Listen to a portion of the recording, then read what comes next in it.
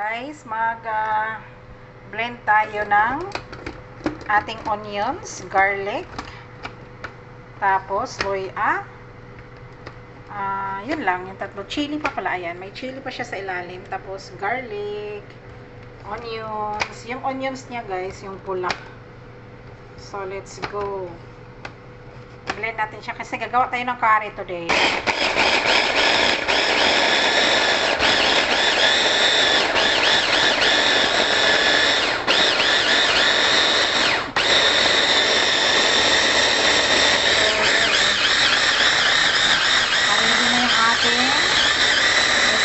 Inano ko na rin yung mantika.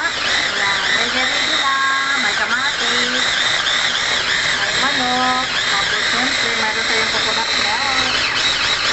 Ayan, ito naman yung curry leaves, tapos curry powder, mayroon tayong lemongrass. Ayan, lemongrass, mayroon tayong chicken stocks. Ayan, ito, tomatoes. Habang nag-blend itong ating onion. Hintayin natin. Ready na yung ating oil. Oh, sobrang hot na rin yung ating oil guys. So, tapusin ko lang to.